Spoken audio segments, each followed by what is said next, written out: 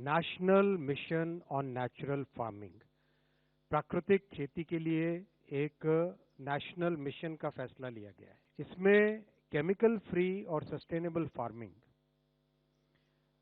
एक मिशन के तौर पे लिया जाएगा और 1 करोड़ किसानों को इसमें कवर किया जाएगा। 1 करोड़ किसानों को इसमें कवर किया जाएगा। आप सब जानते हो कि किसानों के लिए प्रधानमंत्री श्री नरेंद्र मोदी जी की एनडीए सरकार हमेशा किसानों के कल्याण के लिए, किसानों के वेलफेयर के लिए प्रतिबद्ध है।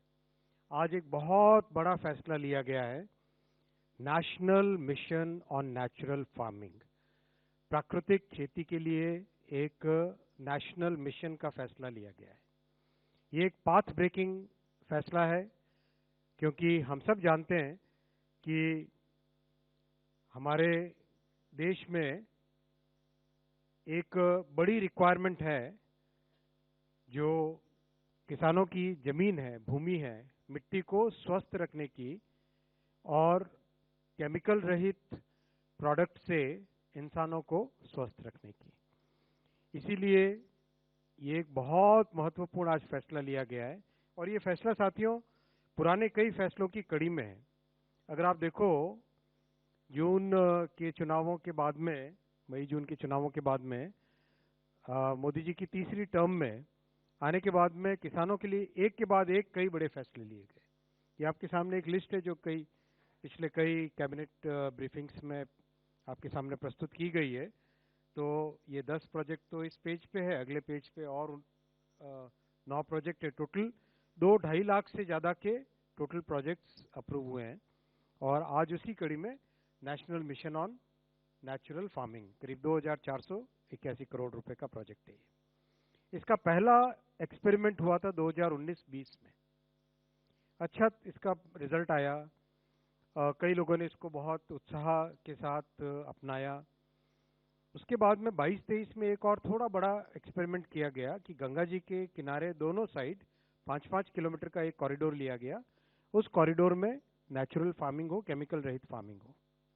उसका बहुत अच्छा रिजल्ट आया। करीब करीब देश भर में 10 लाख हेक्टेयर के आसपास नेचुरल फार्मिंग यानी प्राकृतिक खेती के द्वारा किया गया।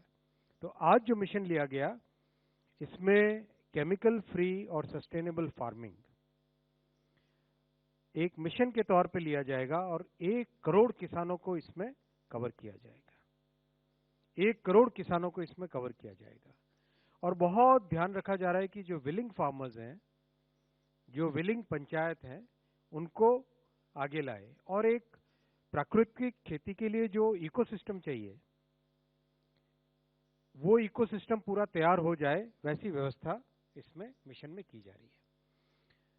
ये 6 ऑब्जेक्टिव्स हैं कि नेचर के आधारित, प्रकृति के आधारित खेती हो, एनिमल हस्बेंड्री, पशुपालन और खेती दोनों इंटीग्रेट हो जाए, एक का प्रोडक्ट दूसरे के लाभ दे और पहले का दूसरे के लाभ, मतलब खेती का प्रोडक्ट जानवरों के लिए लाभदायक दे और जानवरों के जो भी काउडंग है वगैरह, उन सब का उत्पादन किसान खेती में उसका उपयोग हो। बहुत फोकस दिया जाएगा नॉलेज क्रिएशन पे और रिसर्च पे, और फोकस किया जाएगा जो फार्मर्स अपने अनुभव लेके आते हैं, उन अनुभवों के आधार पे क्या साइंटिफिक नए लॉजिक तैयार किए जा सकते हैं। साइंटिफिक मेथड के अनुसार कॉमन स्टैंडर्ड्स बनाए जाएंगे, क्योंकि ये प्रोडक्ट देश में और विदेश में दुनिया भर में इसकी प्रसिद्धि होने वाली है। तो वहाँ पे कॉमन स्टैंडर्ड, साइंटिफिक तरीके से चेक की हुई लेबोरेटरीज, वो सब बहुत महत्वपूर्ण होंगे। और एक सिंगल नेशनल ब्रांड की बनाई जाएगी इस मिशन में, जो कि केमिकल फ्री प्रोडक्ट के लिए उपयोग में की जाएगी। इस प्रोग्राम को मिशन, बहुत बड़ा मिशन है ये, एक ह्यूमंगस टास्क है। इसको करने के लिए बहुत प्लानिंग की गई है, इम्प्लीमेंटेशन स्ट्रेटेजी पे बहुत ध्यान दिया गया है। कैबिनेट में जब माननीय शिवराज जी ने इसके बारे में बताया था, बहुत डिटेल में किस तरह से इम्प्लीमेंटेशन किया जाएगा उन्होंने बताया, तो वो सारा आपके सामने रखा गया है। किस तरह से पंचायत, कृषि विकास केंद्र, फिर हमारे एग्रीकल्चर यूनिवर्सिटीज, इन सब को उपयोग में लिया जाएगा। कृषि सखियों का इसमें ट्रेनिंग की जाएगी और जो ट्रेंड फार्मर्स हैं उनको इसमें आगे और दूसरों को ट्रेनिंग देने के उपयोग में लाया जाएगा। ऑनलाइन डिजिटल प्लेटफॉर्म बनेगा।